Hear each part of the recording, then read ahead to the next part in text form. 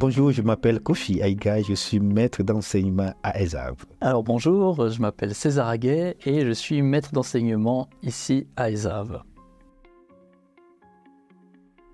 La Haute École de Santé Vaud, ESAV, est une université des sciences appliquées et membre de la HESO.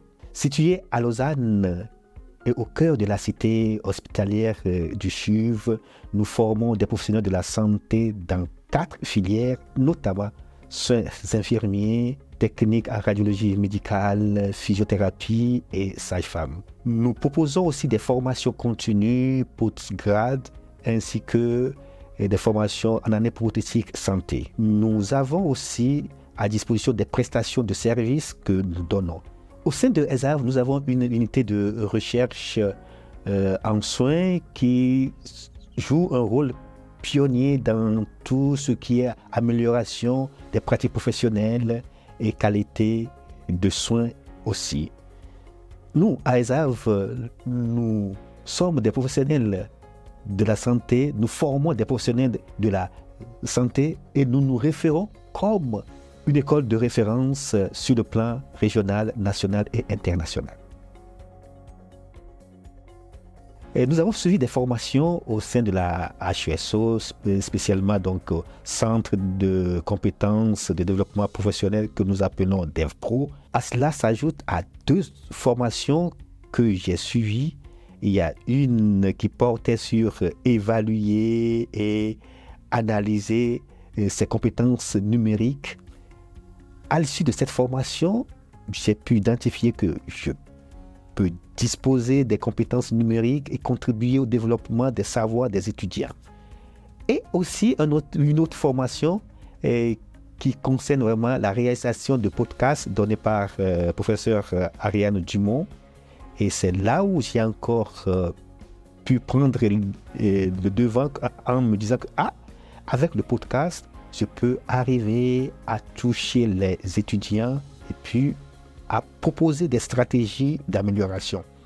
Dès la fin de cette formation, arrivée à ESAV, j'ai constitué une équipe en charge de ce projet. Et dans cette équipe, actuellement, il y a Madame Amélia Didier, qui est professeure associée, Madame Rislan Kolei, qui est aussi maître d'enseignement ici à ESAV, Monsieur César Aguet, maître d'enseignement à ESAV, Monsieur Claude Chapio, qui est responsable du service informatique, et nous avons l'appui de notre service de communication ici à ESAV.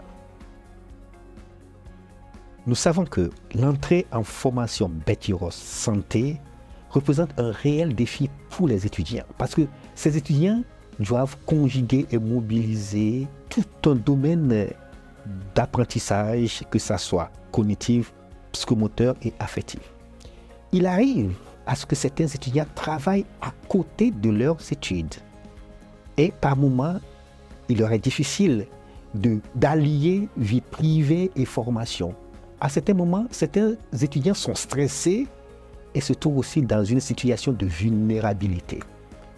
Et nous nous sommes dit ici à ESAV que ça serait l'opportunité de donner la parole aux étudiants et aux experts pour pouvoir alors ouvrir ce moment où ils peuvent partager à travers un podcast des stratégies d'apprentissage et ce sentiment d'auto-efficacité qui pourront contribuer à leur réussite. Et l'idée, c'est que ces étudiants sortent de nos hautes écoles avec un profil attendu.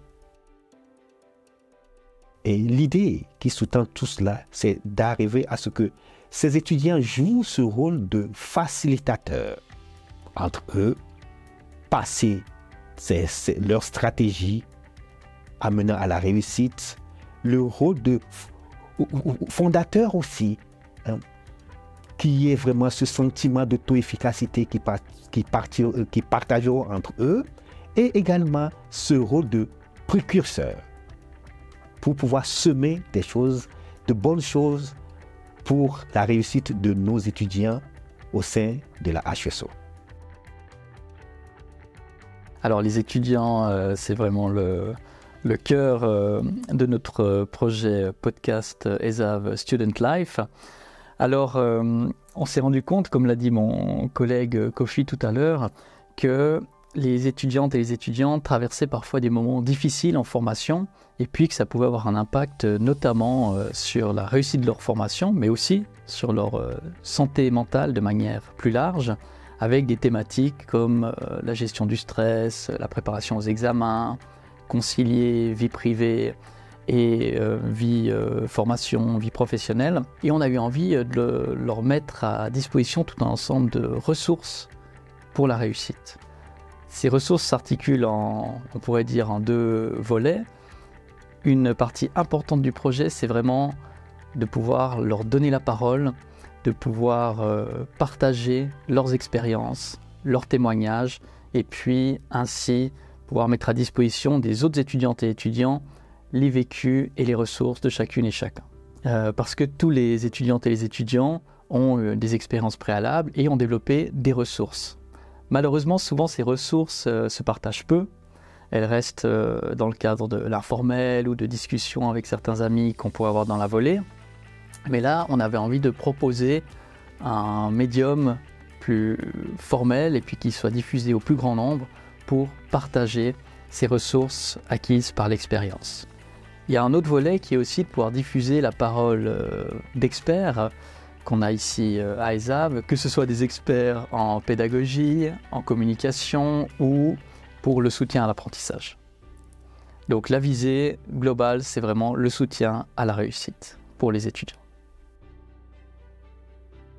Alors ça, c'est aussi un aspect qui nous tenait à cœur, c'est que d'une part, il soit aussi utile à tous les collaborateurs et les collaboratrices d'ESAV, par exemple pour mieux connaître les étudiants, leurs difficultés, mais leurs ressources aussi, donc apprendre à les connaître différemment.